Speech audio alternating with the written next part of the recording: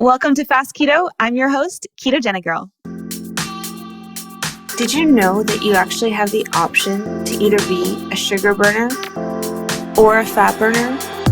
It's called having a metabolic advantage, as Dr. Ben Beekman would put it. You can actually burn your own stored body fat for fuel. On this show, we talk about ketogenesis, fasting, biohacking, all with the goal of optimal body composition for longevity and having the highest possible quality of life. I hope you enjoy these interviews and solo casts that I present to you, all with this goal in mind.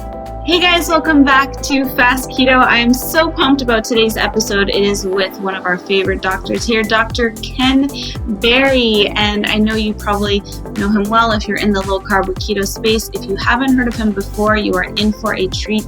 He is a fantastic, very passionate and dedicated MD. He's a family physician and now author of the book Lies My Doctor Told Me. And he is from Tennessee. He has been practicing as an MD in rural Tennessee for over a decade and is board certified in family medicine. He's seen over 20,000 patients, and he's very uniquely qualified to be writing about both acute and chronic diseases. And he does a keto diet for himself, a very, very low carb, pretty much carnivore diet for himself that he has been doing keto for several years now and has just continued to focus more and more on eating more of the sort of, he calls fatty meat diet with some vegetables and low starch greens. And I know that we had a fantastic time talking about his mission to turn the tide on the epidemic of type 2 diabetes, chronic inflammation, and dementia in North America. So I hope you enjoyed today's episode with Dr. Ken Berry. And if you want more of myself and Dr. Berry, you can go back and listen to the first episode that he was on Fast Keto last summer, and I'll put a link in the show notes to that as well. So I hope you enjoyed today's episode with Dr. Ken Berry. Now, with that goal of having optimal quality of life in mind, and I define quality of life by the absolute amount of joy that you feel experiencing life, I created something called the 20-Day Ketogenic Girl Challenge. It's the best product that I could possibly create in order to help as many people as possible try keto out for themselves, get into nutritional ketosis or ketogenesis, and become fat fueled. So whether you're in it for weight loss, fat loss, optimizing your body composition, or just improving your overall energy, your mood, your health, I know I personally have never been happier in my entire life or feeling better in my body. And so much of that comes from being at my optimal goal. I have the highest quality of life for myself that I could have ever imagined because I'm at my ideal body composition. I am living my best life in this body, and I'm making the most of being in this body. So that's why I created the 20-Day Challenge, and it's a program that comes with my meal plans, which are 4 weeks, about 28 days of meal plans. And in there you have shopping lists, full guide to getting into ketosis, testing for ketosis, which is optional if you want to do that.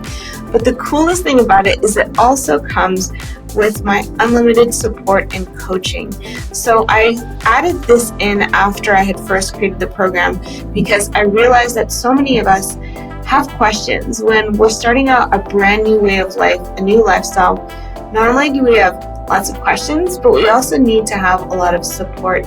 And so I created the 20-Day Challenge because we have a community in there of others who've done the program already, who've gone through it and love being there, love helping out and supporting other people who are joining. And then I'm also there answering your common questions. I would love to have you join the challenge, give it a try. There are other options too that can be added on and layered on. During the program, I have my phase 2 higher protein plans. If you're looking to build more muscle after you've started keto with the 28-day ones, I have build your day ones, no cook plans. I have vegetarian ones. I have all kinds of different versions and add-ons for later on if you decide that you are continuing at this. But what have you got to lose other than stored body fat? Use it for fuel, optimize your health and your body composition today, and go check out the 28-day Ketogenic Girl Challenge at ketogenicgirl.com. Now, onto our show. Hey guys, welcome back to Fast Keto. I'm so excited to have a very special guest joining us here on the podcast again today. This is his second appearance on Fast Keto, and this is Dr. Ken Berry. And if you are at all in the low carb or keto space, you probably know Dr. Berry very well because he is great at doing very passionate rants about keto and low carb, and you can tell how dedicated he is to this cause. Welcome, Dr. Berry. Hello. How are you this morning? Hey, I'm great. How's it going? It's going really well. How are things going with your book launch? Well, so far so good.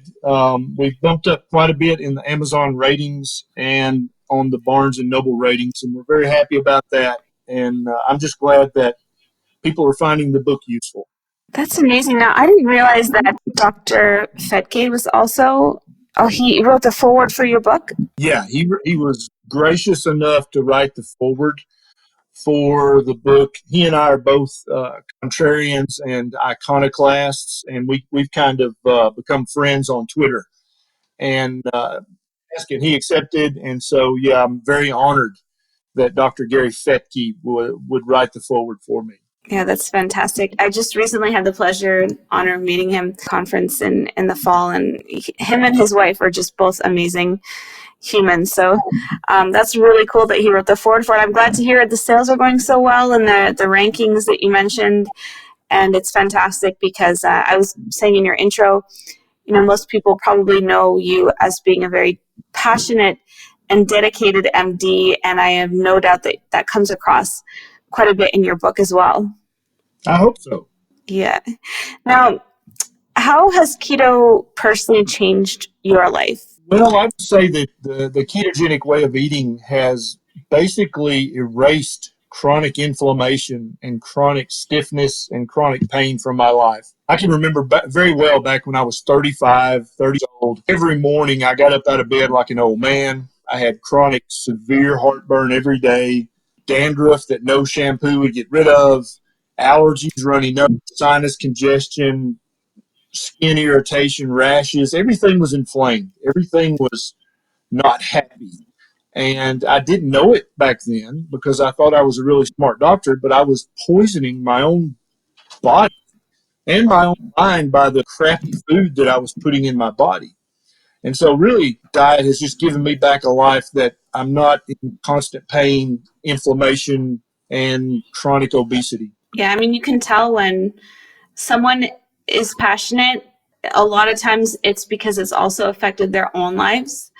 And I know being an MD, you're already passionate about health and medicine, but it's really cool to always connect, you know, the dots and, you know, how did you get here today? And, you know, sort of what was your own personal journey? Because I'm sure that's inspiring for a lot of your patients too. I sure hope so. If I hadn't had the personal success with the low carb ketogenic way of eating, then I definitely wouldn't be sharing it with my patients and recommending it to them. I think any doctor should always try out the treatment on himself first. I think that used to be the case, but so many doctors today just want to prescribe the latest billion pill, and they don't really care about the long-term health and improvement of their patients. Now, what is it, do you think, that made you different from other physicians out there that you wanted to try it out for yourself? I'm not quite sure. I just remember thinking back again when I was in my mid to late 30s, you know, this sucks. Because I had went into medicine kind of to really help people, to change people's lives, to make people drastically better. And nothing that I was doing during my first few years of medical practice was doing that. I would put them on the latest pills and injections that the drug representative had told me about. I would go to all the conferences. I would listen to all the continuing medical education. And all I saw was that on average, my patients kept getting sicker and fatter and more inflamed, and they were on more and more medication. And that's not really what I signed up for. Putting somebody on a medication that cost, $200 a month, that's going to give them a 1% decreased risk of some bad thing happening to them in 20 years, that's not really very exciting. You see what I'm saying? I'm like, yeah, this is boring and this is stupid, and I'm not having any fun doing this because this is not what I had imagined being a doctor was about, was managing tiny risk factors. I wanted to change people's lives. And so when I got fat and inflamed and miserable and then was able to fix that, I thought, hey, this is what I've been looking for. I can actually recommend this diet and help people fine tune and tweak this diet, and I can get those almost miraculous results that I was, I used to dream about as a pre-medical student. Now, do you think we're seeing any progress in changing the landscape in terms of having more low carb information available and, the standard of care presented as options to patients? Absolutely.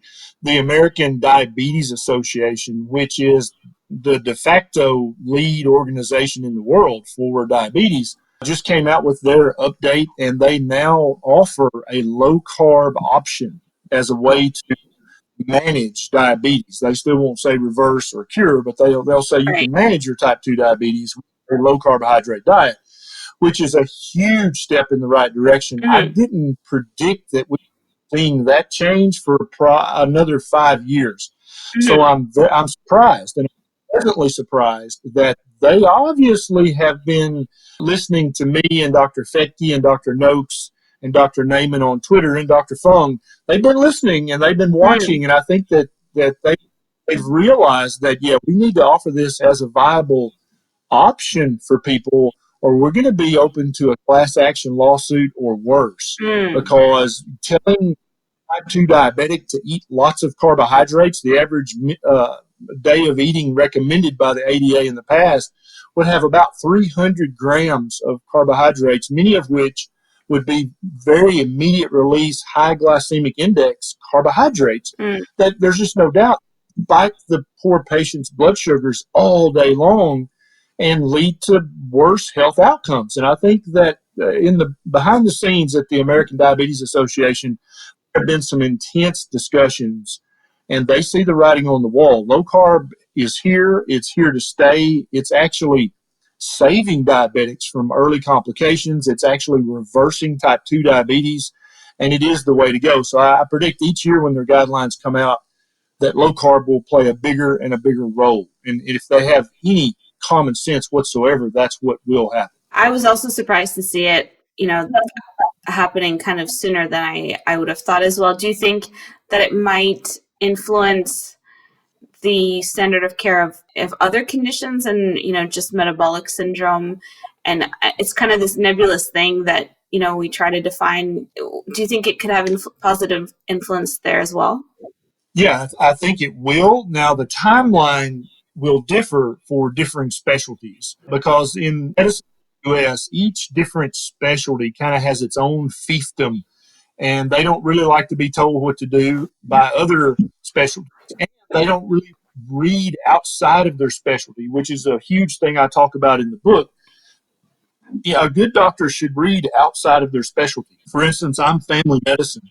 But if I were to just read the family medicine journals and literature and ignore everything else, I would be doing my patients a disservice. I need to read in gynecology. I need to read in obstetrics. I need to read in orthopedics. I need to read in dermatology, definitely. And so many dermatologists don't realize they need to be reading in other specialties as well. And I think that goes for every specialty. And so I think that there will be individual doctors who will quickly come on board. For instance, there are fertility doctors who tend to be OBGYNs. They are quickly realizing that their success rate of getting a woman pregnant skyrockets when that woman eats low carb.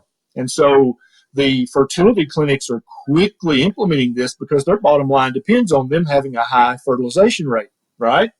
And so you can see how it's in their best interest to get as many women pregnant for as little money as possible because that makes their reputation in the community. So they're coming on board very quickly.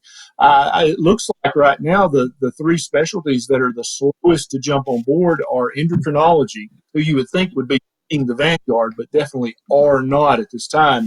Gynecology, with PCOS, that is the treatment for PCOS. There is no pill, there is no injection that improves PCOS symptoms quicker than a low carb diet.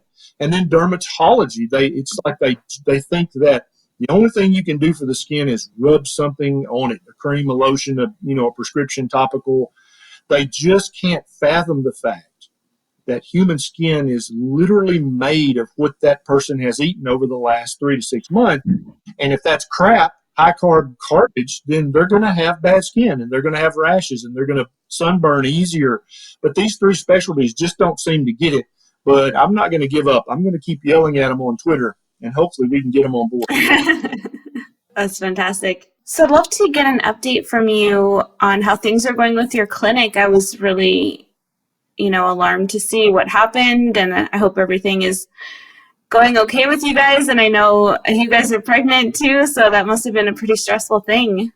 Yeah, it was very stressful. Actually, all the fire investigation is finished now. They've determined that it was act of God, undetermined cause. And so now we're for the insurance bean counters to count all of my beans and decide, when and how much, that kind of stuff. And so I've never had this happen before, so I have no idea the timeline, but I suspect it'll be months before I'm able to practice again. I have full intentions of rebuilding the clinic bigger and better than ever before, and it's just going to take a while for that to happen. Yeah, I was really, really sorry to hear that, and just really not good timing, stress-wise for something like that. But I'm excited for you guys. And how's Nisha doing? She's doing very well. She's about 15 weeks along with her pregnancy. We actually have an appointment today to go to the midwife, and I think we're going to try to see if we can find out what the gender is, and then we may or may not tell you guys. I don't know yet. Depends. And we're very excited about that, and we're very excited about the book. It's like right now our life is just this weird, unique mix of very, very bad and very, very good, all mixed together, which I guess is life in general. Yeah, pretty much.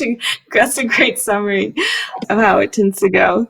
Now, I'm curious, how has your keto diet changed over the years? And I would love to know as well if you guys are sort of, if Nisha's, I don't know if she has continued to do kind of a low carb approach. I'd imagine that she has, but I've also heard lots of different things from friends who've gotten pregnant while they've been keto, and sort of some of them having a lot of aversion to protein because of, I think, potential parasites, or I don't know what.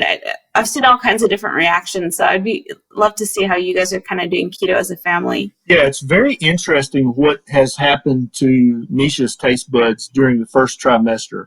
She has definitely low carb by the modern medical standards. We read a great book by Lily Nichols. She's a registered dietitian, and she's actually been through a pregnancy low carb, and she recommends that. And so we had full intentions of doing a low carb pregnancy if Nisha could tolerate it, because I think that is the proper human diet for a pregnant woman. I don't think that there's any need 300 or 400 grams of carbohydrates every day, like the American College of Obstetrics and Gynecology recommends. I just don't think that's necessary. I think that increases your risk of gestational diabetes. It increases your risk of having a very high birth weight baby, which could lead to cesarean and other complications. I just think that it is the proper way for a pregnant woman to eat. And so Nisha's probably eating about 100 grams total of carbohydrate a day. She's trying to keep it as keto-friendly carbs as possible, but she just lost her taste for red meat. And, this girl could eat her brisket before the pregnancy, and now she just doesn't want red meat. She can barely stand to smell it cooking in the kitchen. And so she's replaced that with seafood, with a lot of chicken legs and chicken thighs with the skin on, and we're having to broil and grill and bake, because if I fry any kind of meat, the smell just drives her out of the house. And we're hoping that that's about to subside. It's actually started to get better already. And so, yeah, we have full intentions of her being low carb, if not keto, during the entire pregnancy, and then also while she's breastfeeding as well. And she is getting some YouTube videos for her channel prepared, talking about that and her journey and how she's doing low carb in the first trimester. So that should be coming soon. The way my ketogenic diet has changed over the years, just continue to notice that as I cut the carbohydrates more and more, I feel better and better. And so for the last year, I have been 98 or 99% carnivore. And so I just eat as much fatty red meat as I can hold. And every now and then I'll eat one of Nisha's Brussels sprouts. And that diet, I feel, just the yeah, one. just I'll just grab one off her plate every now and then. But I just don't. I've lost. I'll tell you, Yeah, carnivore, which I consider to be a subset of the ketogenic way of eating. Keto is low carb. absolutely. Carnivore is virtually zero carb. There may be 1 or 2 grams a day you get in there from the glycogen in the muscle and other things, but it's essentially zero carb or ultra low carb. And I have lost weight again, another 7 pounds being carnivore. I feel like it's easier to put on muscle with very little work in the gym. I think if you want huge muscles, you're going to have to work out hard. But if you just want to look lean and fit, then I think carnivore is the proper human diet for many, many people on this planet. But that's what my keto's done over the last few years. I've just continued to cut more and more carbohydrates out. I don't miss them at all. And I just feel like I'm even healthier now at 50 than I was in my 40s. And it's kind of an amazing superpower to not be feeling older as you're getting older. Yeah, I couldn't agree more when it comes to the definition of, the process known as ketogenesis. It's really defined by the presence of ketones, and it's the control of starches and carbohydrates that really creates the conditions for that in the body. So I absolutely agree that carnivore is a subset. It's part of a ketogenic diet. It is a ketogenic diet. If the lower carb you have, the more likely your body's going to be in a state of ketogenesis or being fat fueled. So I definitely concur there. Now, why do you think people get so alarmed when we talk about removing, plant foods or phytonutrients? Is it kind of mental conditioning? Yeah, I think a lot of it's mental conditioning, and I think it's a kind of a law of human nature that we think what is normal is what we grew up in and what our mom and dad taught us. That to us becomes, you can just Mm-hmm. imagine 50,000 years ago living in the jungle or the savannah, you had to learn everything your mom and dad had to teach or you would die. And so we're very good at that stuff. And Mm-hmm. it's like, the average Methodist has Methodist parents. And a lot of people like to think that they made an independent choice to be Methodist. But the fact of the matter is that they had an 80% chance of being Methodist because their parents were Methodist. And that goes for smokers, even though children of smokers hate that their parents smoke, they're still very, very likely to smoke themselves because of this hardwired ability of human children to just see what their parents do, and no matter how stupid it is, to consider that normal and to grow up and do that themselves. And so I think so many of us grew up thinking that whole wheat and orange juice and all these dumb things were normal because that's what we saw in our own kitchen Mm-hmm. table every morning, and that's what we saw on every television commercial. And so this has been a huge paradigm shift for many, many people to basically you have to look in the mirror and admit, like I did all those years ago, everything that you thought you knew about the care and feeding of a human being is absolutely wrong. And when people say out looking in the mirror, then they can say, okay, well, I need to re-examine everything then. Maybe oatmeal's not good for me. Maybe whole wheat's not good for me. Maybe fresh squeezed, non-GMO, organic, locally picked orange juice is not good for me. And when you start thinking about things like that, then it opens up this whole world of, well, what is the proper human diet? What is that? What does that mean? And then you get to start playing around and tweaking and experimenting with your own diet. And it's a very fun place to be because once you're low carb for a few months, you remove so much of the inflammation from your body that when you do an experiment, like I'm going to remove all nuts out of my diet for a month and see what happens. If that is going to make a meaningful change in your health, you can feel that. Your body gives you feedback. But if you're still eating the stupid American diet, you're so inflamed, so swollen, so sick, so mentally foggy, you can't get any feedback from your body in any meaningful way.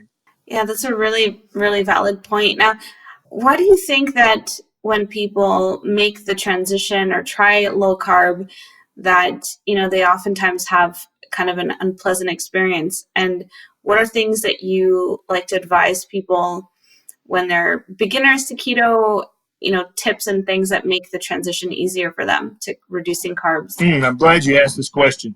So let's play a game. Let's pretend that you, Vanessa, are a raging alcoholic. Okay. Now, if Mm-hmm. I lock you in my barn and I take the vodka away from you and start giving you good, whole, real human food to eat and water to drink, how are you going to feel over the next 2 weeks? Terrible. You're going to be miserable. You're gonna have headaches. You're gonna have nausea. You're gonna have fatigue. You're gonna have mental fogginess. You're gonna have all these joint pain, muscle pain. You're not gonna be able to sleep a wink. So, should we call that the real food flu, or should we call that alcohol withdrawal? And so, I think a lot of Mm-hmm. people, they Mm-hmm. really need to think about the words they use to describe things, because when somebody stops eating the standard American diet and all the carbohydrates that they're addicted to, and they start eating a real whole food ketogenic diet, very often they will go through a period of a week to 3 weeks of carbohydrate withdrawal. That's what that is, not the Mm-hmm. keto flu. And I think we all as a community need to stop saying that term because it makes keto sound somehow bad. And it's not, because what you're I agree. removing the slow poisons of sugars and grains and industrial seed oils from this person's diet. They are addicted to the sugars and to the grains, and so they're going to withdraw from that. And so some people can come off alcohol and it's pretty easy. Other people, they feel like they're going to die. And I think that's the same way Yeah. carbohydrate withdrawal. And I think that's really the terminology we should use. Now, often when you're coming off the Yeah. carbohydrates, your insulin level will decrease, and this will cause a diuresis, or you'll pee out a lot of extra fluid that you were holding from the chronically high insulin and from the chronically high levels of inflammation. And with that will go a lot of your electrolytes, because that's how the human kidney works. And so, really, the only thing I think people need to be aware of is to make sure they're getting plenty of sodium, plenty of potassium, plenty of chloride, and plenty of magnesium, then just bite the bullet and go through your carbohydrate withdrawal. And on the other side of that is a mental clarity and a freedom from disease and suffering that you might never have dreamed was possible. Hmm. Yeah, you'll notice I didn't use the words keto Yes, flu thank you for that. when I asked you, because I don't like the term either, and I really think that I didn't really experience much keto flu. I think personally it's just because I did it so gradually over so many years and very slowly. But I also think that maintaining electrolytes and keeping the electrolytes balanced is such a game changer. So I'd love if you could talk a little bit more on that, and what do you recommend people do to not only maintain but keep them balanced? And with respect to what? The electrolytes?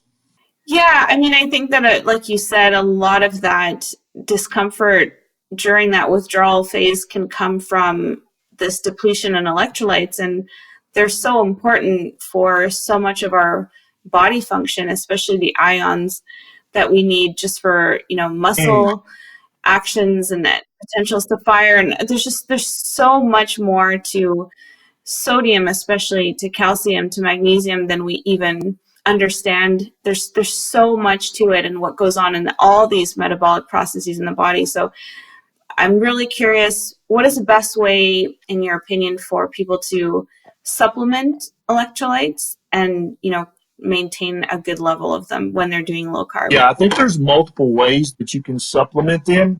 My current favorite way is an electrolyte drop that is made by a company called Keto Gel. I'm not a paid for them. Mm-hmm. I just love their product. They're based in Salt Lake, and Mm-hmm. it has the physiologically appropriate ratios of sodium, magnesium, potassium, chloride. And so they have an electrolyte drop, and they also have a fasting drop that has a little more sodium. But I love it because every cup of coffee that you drink, if you've ever listened to my friend Dr. James D. Nicolantonio, you lose a lot of salt. And salt is vital for the proper health and maintenance of a mammal. We're mammals. And so if anybody out there listening is a hunter, they know that animals will walk for miles to lick a certain mud or a certain rock that has a high salt content.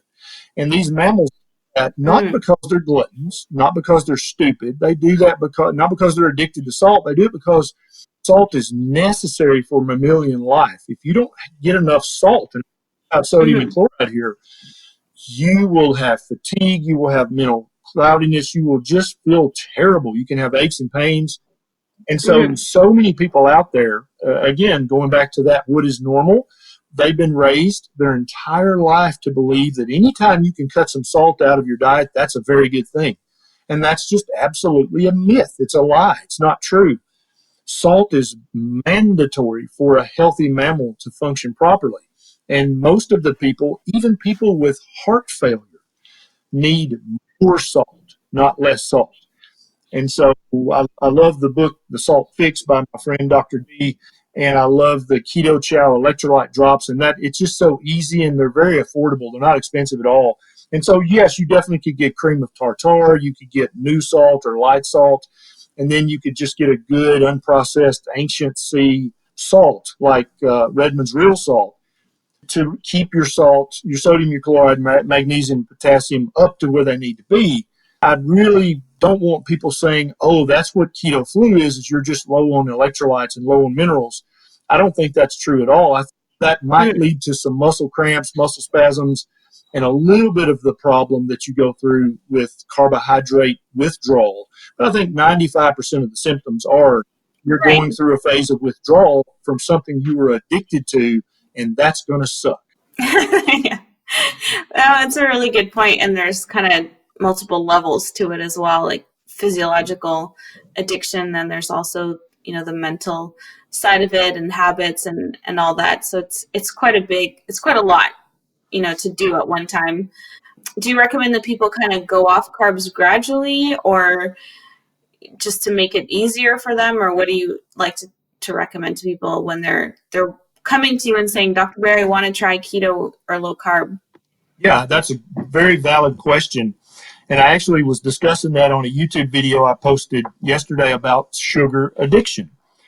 And really, it depends what Mm, style you live, what kind of person you are. There is a certain percentage of people out there who are cold turkey type people, which means if they're going to stop a habit, they have to mm. go all in 100%, clean out the kitchen, clean out the car, tell all their relatives, hey, I am low carb now. Do not bring me cake or pie or I will slap you. And they have to go, right? They have to go all in like that because that's their personality, that's their lifestyle. Other people, and those people might suffer more withdrawal symptoms by doing it that way. I do not think there is any danger whatsoever from stopping carbohydrates cold turkey. I think it's completely safe and natural, but the symptoms may suck for a few days. The other strategy I talk about is Mm, that you may want to set up a 2 week or a 1 month or even a 3 month wean down schedule. And I've had a lot of luck with people who smoke who just can't quit cold turkey. And so rather than have them try to quit cold turkey, we'll sit down together as doctor and patient. We'll write out a 1 month wean down schedule. A pack of cigarettes has 20 cigarettes in it. And so currently you're smoking 20 a day. So let's go to 17 cigarettes a day for 3 days. And then each 3 days, we're going to knock off three more cigarettes. And then some people have to have a wean down schedule that's even more lenient than that, or they'll just fail and they're going to fail. And, we ultimately, the goal is to not be a smoker. Ultimately, the goal is to be eating a low carb diet. So I think you need to know yourself and know your family situation and know your social situation and then decide if I can go cold turkey on carbs, I'm going to do it. But if there's just no way that's going to work with my wife or my husband or my job or my kids, then I think it's perfectly reasonable and it makes logical sense to slowly decrease the amount of carbohydrates you eat over the next month or 2 or 3. So I want to tell you about a brand new company that I just found out about called EMeals. What they do is offer a service that makes it a little bit easier to follow any kind of lifestyle. They've been doing it with paleo for a while and with other kinds of diet and lifestyle, and they just launched a brand new one for keto. So what they do is they have a keto plan which includes dietitian approved meals and targets the right macros for you. And the meals are easy to make and taste amazing. What happens is each week you get 7 dinners, 1 breakfast, 1 lunch, and 1 dessert. And that connects directly to a smart shopping list with online grocery pickup and delivery options. And that saves you time and money. So the meal plan directly connects to the shopping list, and you can go through this app that they have and pick out meals that you like, recipes you like, kind of customize and build your meal for the week. And it will take that, send it to your local grocery that does deliveries, and the groceries will show up at your door. And then you have the recipes in the app that you can make meals from during the week. So I think they offer a really great service. It really enables you to save time and money because of being directly connected to your local grocery store with this smart shopping list. It's a subscription-based app, and you also get access to other bonus collections of keto recipes from different keto authors and other influencers in the space that specialize in the keto space. 4-week keto is all you really need to maintain a ketogenic diet on their easy-to-use platform. So go to emeals.com/keto today, and you'll get a 14-day trial if you want to test them out. That's emeals.com/keto, and check them out. Let me know if you like the service, what you think of it. If it's something that you found helpful for you, I would love to know. So be sure to go check them out. I definitely recommend this as a fantastic app and service.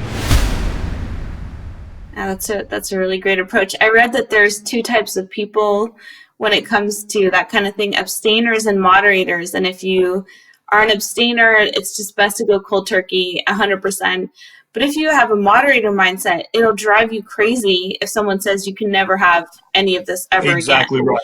So there's like this. And if you don't, it's just like it's not even going to be approachable. exactly. And if you don't know which type of person you are, to the listeners out there, ask your spouse. They'll be happy to tell you. And I guarantee they know which type you are. You may or may not know, and I'm not being funny.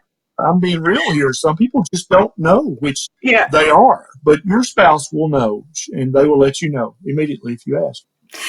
That's great. Now, I get a lot of the similar questions, and I like to sort of address some of them with you because they tend to repeat a lot, and I'm curious why you think that might be. One of them has to do with dry skin, and I noticed that you yourself mentioned that you had some skin issues and dandruff, and that was related to inflammation. So if someone is experiencing dry skin, or I'm sure you see a lot of questions about it, why do you think that could be on a low carb or keto diet? Because there's lots of different ways to do keto or low carb, but I'm curious as to your opinion on that. Yeah. What I noticed in my personal journey was that my dandruff went completely away with low carb. And I have rosacea, but I have not had the first hint of redness, which is basically a redness over the face and the nose. And then if it gets severe enough, you can actually have disfigurement of the nose and large blood vessels in the face. If anybody remembers the old black and white comedian W.C. Fields and his huge nose, he had rosacea. That's what it ultimately leads to if it just continues to stay inflamed every day of your life. Me and other people that I know with rosacea, the symptoms completely go away. Basically, rosacea is a carbohydrate allergy, is what it is. And for many people, eczema, both for your baby and for you, is a carbohydrate allergy, or it's an industrial seed oil allergy. When you remove those things, the eczema just goes away like magic. For many, many people, heartburn. For many people, dandruff. All these things are just carbohydrate allergies or industrial seed oil allergies. And I think the more we come to think of keto as natural, because being in ketosis is a natural physiological state. It would kind of be like, we have to breathe anywhere from 14 to 20 times every minute. What if we started, saying, "Oh, I'm an oxygenated human"? Well, yeah, we all are. We'll die. But if you describe yourself like that, that's kind of redundant. And so I think calling the diet a ketogenic diet is redundant in that same way. But we're stumbling and fumbling and coming back to this ancient knowledge, at different speeds. And so I think ultimately what we'll call the ketogenic diet is the proper human diet. And then when we're calling it the proper human diet, it'll make all these questions kind of silly. And so when someone says, "Hey, if I had my gallbladder out, can I eat the proper human?" Oh, never mind. Yeah, that's the question. And I think that you see my point, and it'll also be like, "Wait, I've got dandruff. Can I eat the proper?"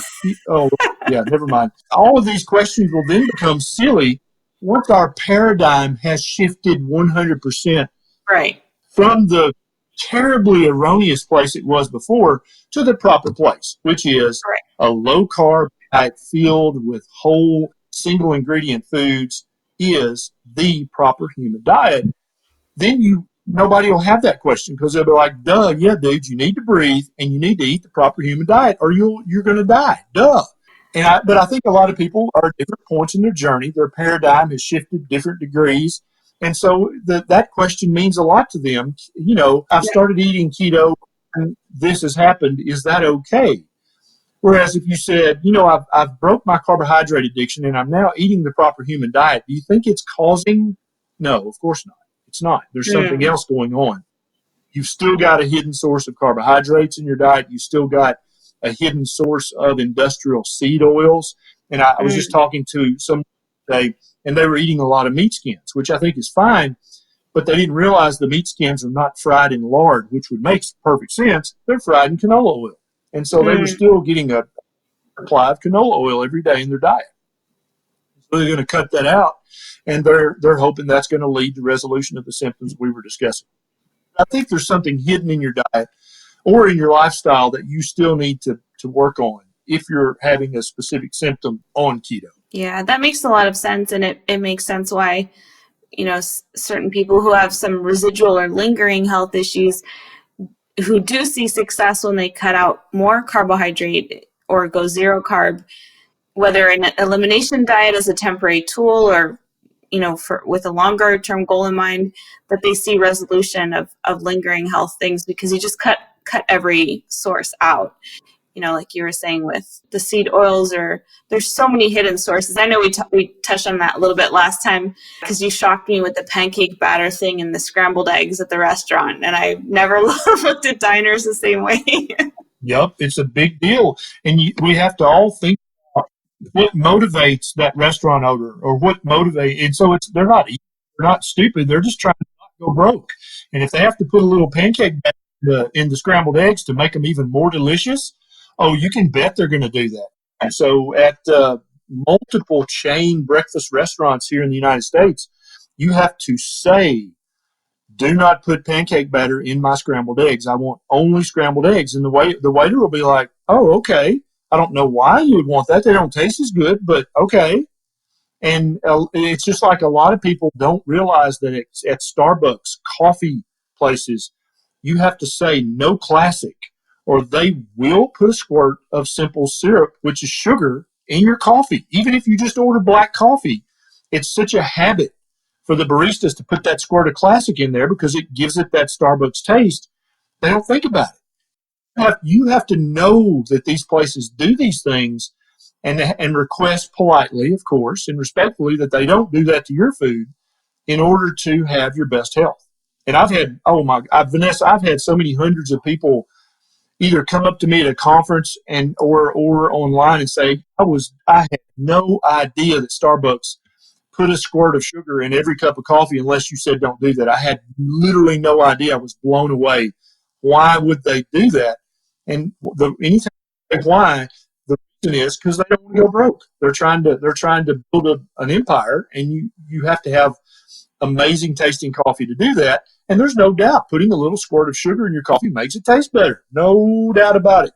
Just like for an alcoholic, putting a little shot of vodka in your coffee makes that coffee way down better. Yeah, I mean, it answers the question, why can't I make my scrambled eggs taste that good at home, or my coffee, have that sort of taste? Because it's not the same thing. They're adding stuff to it. Right. So it's important, I'm glad that you talk about those things, because it is important. So if someone is having some kind of lingering health issue or having dry skin, in your opinion, it's usually because there's something that hasn't been addressed.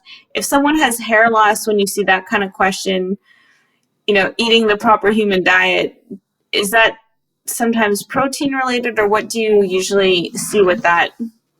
Yeah, and so every time you have some weird side effect from eating the proper human diet, it means that person has brought something from their old way of eating or their old lifestyle with them to keto. Okay, and so hair loss thing. Every person on the planet currently alive who, if you said, "Hey, if you're overweight, what should you do to lose weight?" Immediately, they're going to make the universal symbol of eating a smaller portion size. If you want to reduce your weight, your fat level, you got to reduce what you eat. And that's been beat into us by every Weight Watchers commercial, every episode of The Biggest Loser. Everybody knows if you want to lose weight, which what we really mean by that is you want to lose fat, then you've got to reduce your portion size. You've got to restrict your calorie intake. That's how it's done, even though that's completely wrong and backwards. And so many people, when they start eating a keto diet, and I put air quotes around that, when you say the word diet, subconsciously, they're like immediately, okay, I'm just going to eat half of a ribeye. I'm only going to eat 4 ounces of fish. I'm only going to just eat this little amount. And if you're not getting enough protein or enough nutrition overall, one of the first ways that you'll start to see that in the human body is with hair loss and with skin issues, because the skins are replaced very rapidly. It only takes about 3 months for you to replace every cell in your skin. And so if you're not eating enough protein or just not eating enough nutrition overall, you'll start to have skin, hair, and fingernail and toenail problems. And one of the ways, the quickest way that manifests is with hair loss. And so see this in women. And it's because women were taught by their mom, if you're trying to lose weight, you got to cut your portion size. And so they're unconsciously calorie and portion and protein restricting. Even though you tell them blatantly you don't have to restrict portion size, they'll still do it anyway if they're not very consciously aware of what they're doing. That's a great answer. Now, I want to ask your opinion about eating 7 to 10 cups of green vegetables per day. And I saw a video that you did about this, because there is a message out there that if you don't eat 7 to 10 cups of green vegetables a day, you will get fatty liver on a keto diet, or you will not get enough potassium. So I'd love to hear your opinion on that. Yeah, and this is put out there by a guru and his followers. And I don't like to name names, but let's just suffice it to say that there's a person with a large following in the ketogenic space who has said on videos that the ketogenic way of eating will give you fatty liver. And the way to keep giving you fatty liver is to eat 7 to 10 cups of vegetables every single day to protect your liver from all of the fatty meat that you're going to be eating on keto. Now, obviously, this in the face of everything you and I have been talking about previously. Eating lots of fatty meat plus or minus a little bit of veg is the proper human diet. That will not give you fatty liver. In fact, there's no diet on the planet that reverses fatty liver quicker than a ketogenic diet or a low-carb diet. That is the cure for fatty liver, is to cut the carbs out of your diet. And so then to pretend that you have to put back in 7 to 10 cups a day of carbohydrate-rich vegetables in order to protect your liver from the carbohydrates that cause the fatty liver to start with, you can see how that just quickly becomes a silly circular argument. It's just, not sure. I think it just comes from a poor understanding of what the proper human diet is. And so, no one has to eat any vegetables, as a matter of fact, in order to have a very healthy lifestyle and a healthy diet. If you like vegetables and you want to include them in your ketogenic way of eating, I think that's also appropriate. And I posted on my Instagram account, probably been a year now, that there's really a spectrum of the ketogenic way of eating. Some people do great as an ovo-lacto pescatarian, eating tons of green vegetables, some eggs, some fish, and they do great with that, and then some cheese. Other people do great on a 100% fatty meat carnivore diet. And I think that is the spectrum where the proper human diet lies. And each of us individually has to find where we fall on that ketogenic spectrum. I personally think that no one is going to be their best self on a vegetable heavy diet, but some people feel great on veggie heavy keto, and they do great. And as long as they're adding some cheese and some oysters and some seafood and stuff like that, so that they're getting all of the omega-3s and the essential vitamins and minerals and nutrients, they seem to do very well. I don't know if they'll continue to do well for decades or not on that diet, but currently they seem to be doing fine. So that's why I include that in the ketogenic spectrum of the proper human diet. Now, this question is one that always makes me smile a little, but people ask often, is it dangerous to stay in a perpetual state of ketosis? Right. And So I know that that's like asking, is it safe to eat the proper human diet long term? You see how that makes that question? Yeah. And that's why I love that term so much. And so, yeah, there are gurus out there who will say you need to cycle in and out of keto, or it can be dangerous. And I think that this reveals a complete and utter lack of understanding of what the proper human diet is. That would be like saying, "Oh man, you have breathed too much air today. You gotta stop that. You have to have days where you only breathe 10 times a minute all day, or you'll hyper oxygenate and no." Or saying, you need to cycle off drinking water every day. You need to have days where you don't drink any water at all, or you just won't be healthy because you're drinking too much. It's like, what are you talking about? The ketogenic diet. The ketogenic diet. Let me be very clear. Nisha calls it berry method keto. I don't believe in any keto products whatsoever. I don't believe in shakes. I don't believe in powders. I don't believe in bars or cakes or any of that. Your ketogenic diet needs to be made up of meat and animal products and maybe some green veg. That's it. I think that on your birthday you can have a keto cake. I think on your anniversary, if you want to have a keto protein shake, that's fine. But should those things be part of your daily regimen? No, they are not what we are supposed to be eating. That you're still processing the nutrition and you're making it effortless for your body to get this huge hit of nutrition. That's not how our bodies are made. There's actually a dentist out there that thinks that, and I think it makes a lot of sense, that the reason that so many young children and teenagers' jaws are not forming properly, the reason that children have to have their mandible broken and reset and have to basically, a mouth cast for months, if not years, which is what braces are, is because we're eating the proper human diet. Young children need to be gnawing on a bone. They need to be chewing on steak. They need to be chewing up tough foods.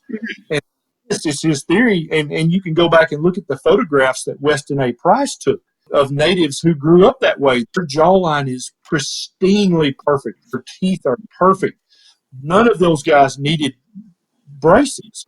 But then when you introduce the processed carbohydrates of the standard American diet, one generation later, they're already having tooth overlap and they're having, a mandible that's either sucked in or protruding. Immediately they start to have jaw and face and tooth problems because they're not eating the proper human diet. And I think it literally affects every single part of a human being when you're not feeding your baby or your toddler or your young child the proper human diet. There's going to be consequences for that. Yeah, and I love how you put it in one of your videos about how, because people talk about how when you're in this state of ketogenesis that you are stressing the body, and you had these analogies about how learning to play the piano is stressful. It's a eustress. It's good stress. Yeah. And, there are some, benefits to that. Yeah, and let me just say very clearly, I don't think that eating a real whole food ketogenic diet is any stress on the human body at all. I think it's the proper human diet. Right, Now, transitioning to that diet, there may be some stress there. And I right. consider that to be bad stress. The acute stress and acute inflammation is good for us. And a lot of people get this confused. They just hear stress is bad, inflammation is bad. That's actually not true. You have to put the word chronic in front of those. Then you're speaking my language. And so chronic Right. stress that you either can't or won't get out of your life, that's going to lead to health problems long term. Chronic inflammation that you either can't or won't get out of your life, that's going to lead to long term health consequences. But when you sprain your ankle, Vanessa, what is the very first thing that happens? It hurts. It swells, Inflammation. red, it gets hot. Those are the 4 signs of inflammation. That is acute inflammation. And so in modern medicine, here's another great example of just the ignorance of modern medicine. If you went to the preeminent orthopedic surgeon in the United States of America, I mean at the Mayo Clinic, at UCLA, at Harvard, and you said, "Oh my God, look at my ankle. It's red, it's hot, it's painful, and it's swollen." I said, "What should I do to my ankle?" What would they tell you to do, Vanessa? Put some ice on it, Mm, take an anti-inflammatory. They would tell you to yeah.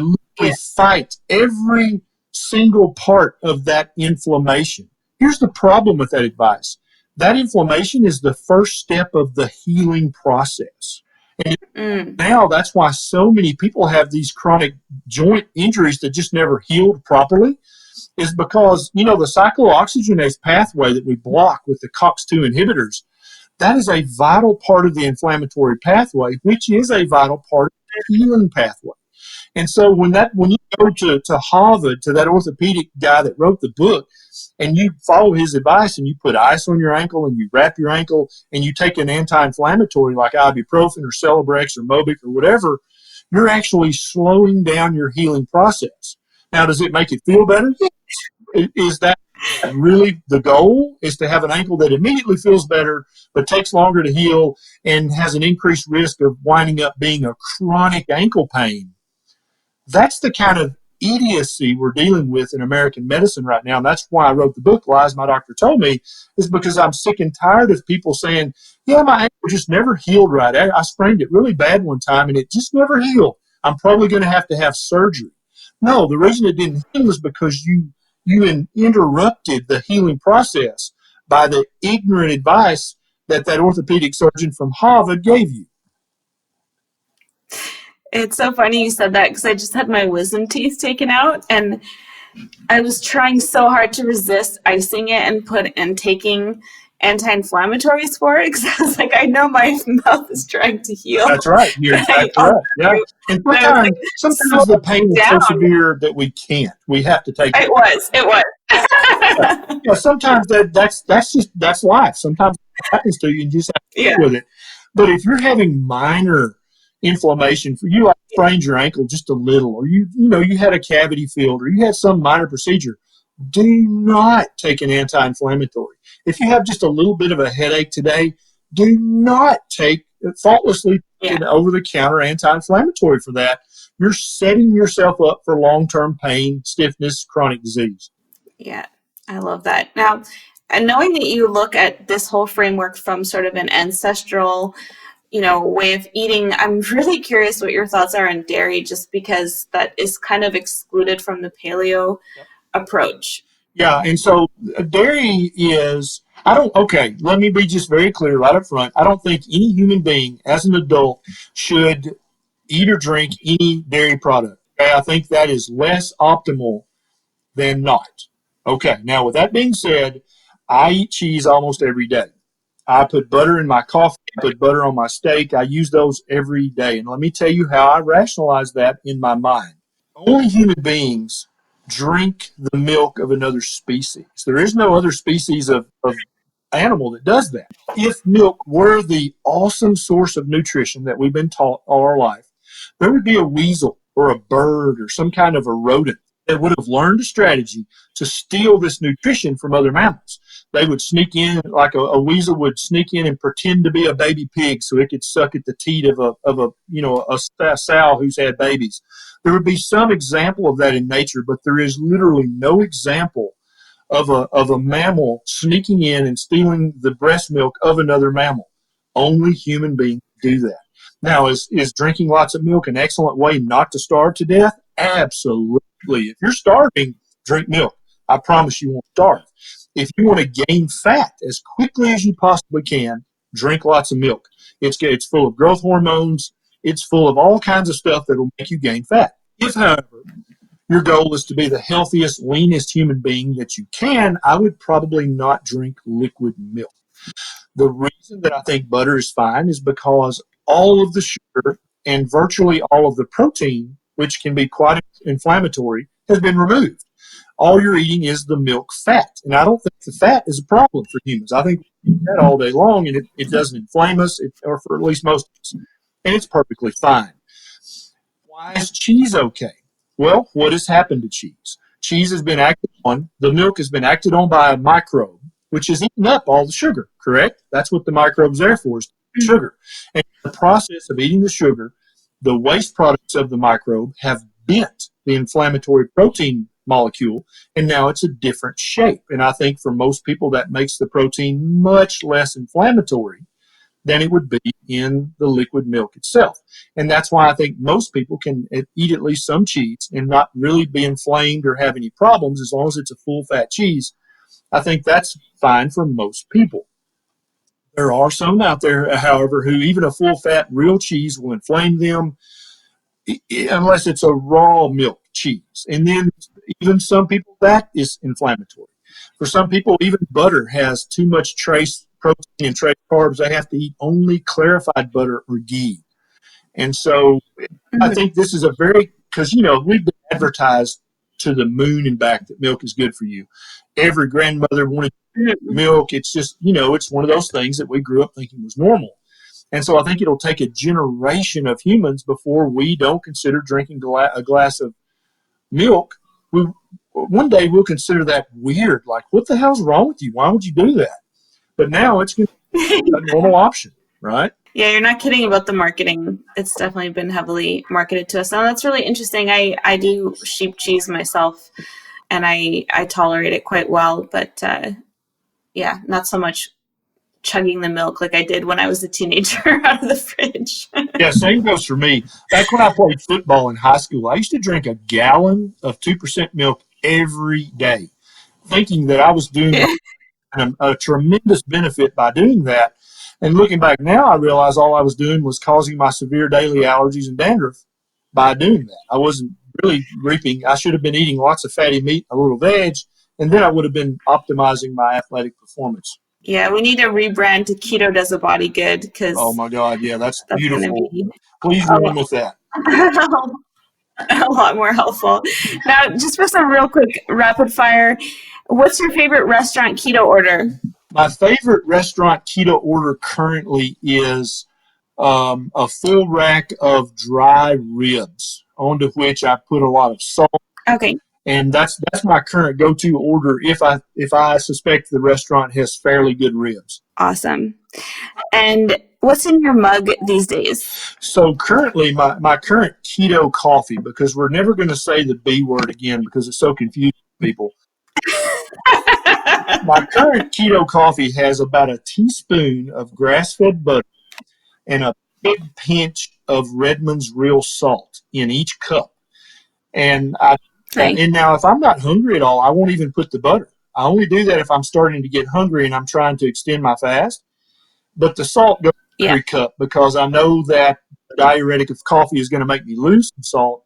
And so I just go ahead and I've come to really love salty coffee. It's really delicious. Yeah, I do too. I put it in my coffee as well, and I also call it keto coffee, and it's a lot less confusing for sure. Yeah. Awesome.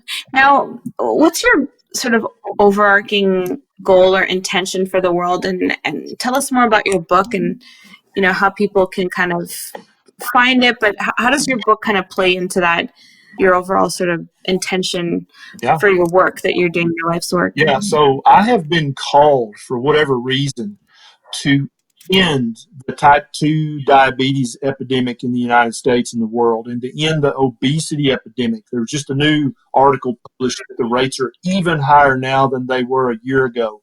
And I'm not sure why this is my life mission, but this is my mission, is to break the back of those epidemic curves and make those numbers start to go down again.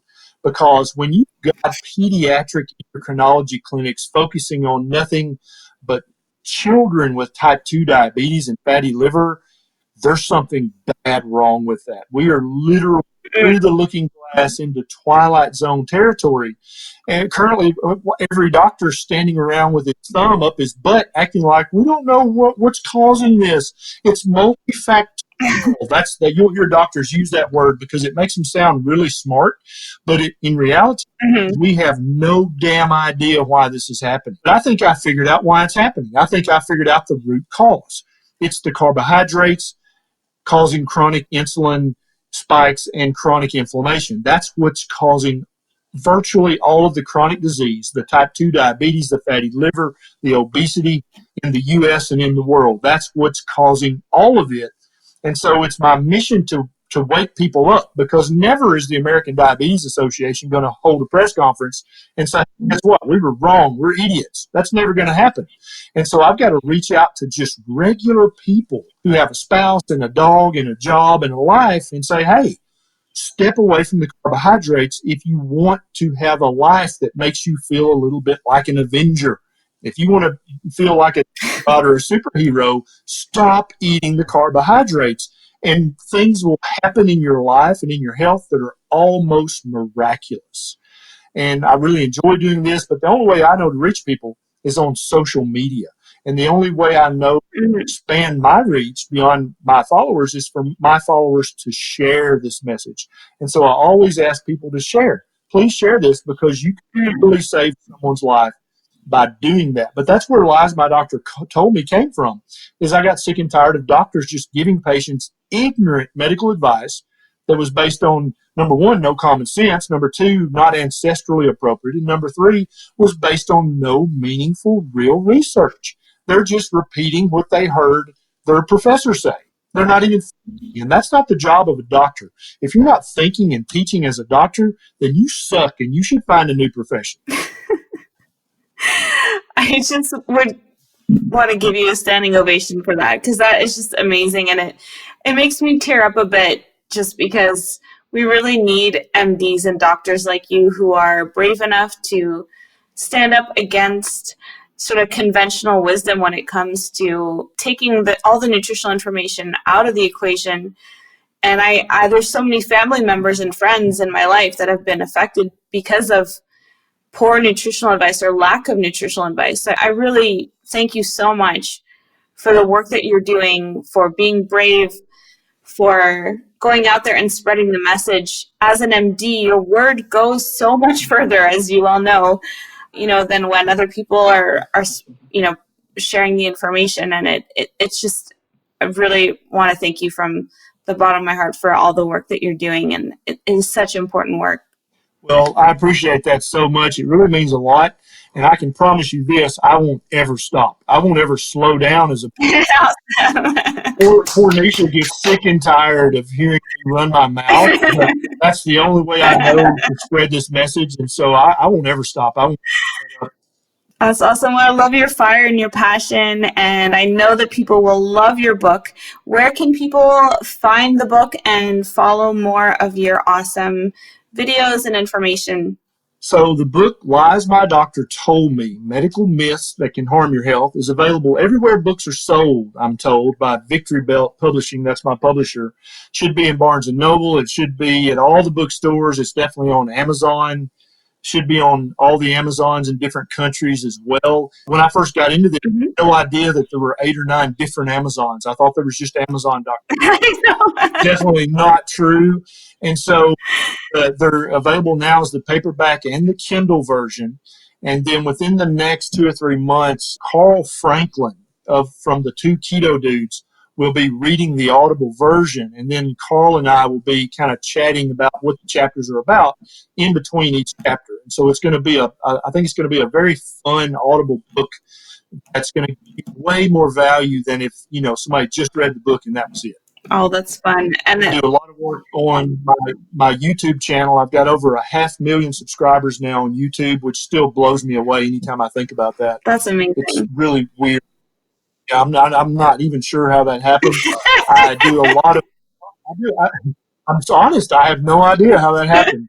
I do all my snarky, salty work on Twitter. So if you want to see me slapping around multinational, multi-billion-dollar corporations, I do that on Twitter. If you want a more loving, helpful message, that's Instagram and Facebook. And then if you want just informational videos with maybe a little humor or snark, that's YouTube. And if you just search Dr. Berry on any of those, you should find me. Awesome. Well, thank you so much for all the work you do. And we'll look forward to catching up with you at KetoCon. I know people can come and see you speak there. So thank you for all your work and for being here with us today. My pleasure, Vanessa. I'll talk to you next time.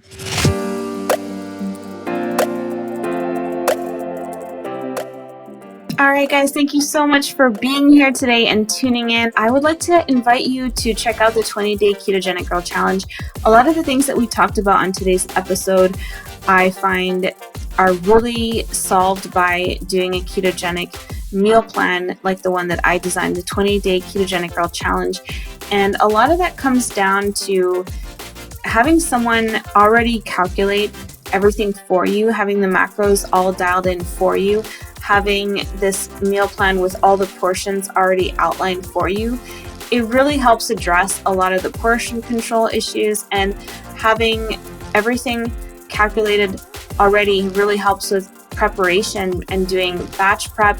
A lot of people on the challenge will pick out a day, say on Saturday or Sunday, and they'll meal prep ahead for the week, and they'll pick 2 or 3 days from the plan that they love, and they'll repeat it, such as day 5, which has the burger with my special keto burger sauce, and repeat that. And you can do that as many times as you like, and it really makes preparation and following keto and the meal plans a lot easier, and doing that batch prepping and meal prep on the weekend. And the meal plans also come with a shopping list. They come with a full guide to testing yourself for ketosis. And the best part is they include my support and coaching in our members Facebook group, which is an awesome community. I love being in there, and it really helps so much having other people doing this program with you and alongside, and people who've done it already and successfully reached their goals there to inspire you and to support you. And having that community built in is so important. Our success rates go way, way up when we're doing any kind of diet or lifestyle change when we have a buddy. And I'm here to be your buddy, to be your guide, and help you with your journey, because you can post any questions that you have about keto, about the meal plans, about low carb, and I am there to answer your questions and to support you as you go. And I just think it makes such a big difference to have a coach and a support group and a supportive community around you. So check out the 20-day Ketogenic Girl Challenge. Just a word of caution, there is another 20-day keto challenge that's being sold. It is not mine. I only sell my program from ketogenicgirl.com. So if you see a link to that, it's a copycat version that has kind of popped up in the last year. It also has a similar name, 20-day Ketogenic Challenge. But if you are looking for my program, which comes with my support and coaching, you can only get it from ketogenicgirl.com, and make sure that you are purchasing the one from me, because I have some people who have purchased this other program thinking that it's my program, and the coaching and support is not included because it's not the program that I formulated and that has had so much success. If you want to read and check out some of the success stories, you can go to ketogenicgirl.com and click on testimonials and reviews or success stories, and you can read some of the dozens and dozens of success stories of people who have done the challenge. And if you join the program, you'll get to interact with so many of those people in the group who've had real success and are there to share tips and tricks for making all of this so much easier and so much fun. So check out the 20-day Ketogenic Girl Challenge at ketogenicgirl.com. And until the next episode, I hope you have a fat-filled rest of your day. A few disclaimers. By listening to this podcast, you agree not to use this podcast as medical advice, as I am not a qualified healthcare provider. The information presented on this podcast is for educational purposes only. Ketogenic Girl is not qualified to provide medical advice. Consult your own physician for any medical issues that you may be having. This entire disclaimer also applies to any guests or contributors to this podcast. Prior to beginning a ketogenic diet, you should undergo a full health screening with your physician to confirm that a keto diet is suitable for you and to rule out any conditions or contraindications that may pose risk or that are incompatible with the ketogenic diet. A keto diet may or may not be appropriate for you if you have any kind of health condition, whether known to you or unknown, so you must consult your physician to find this out. Anyone under the age of 18 should consult with their physician and their parents or legal guardian.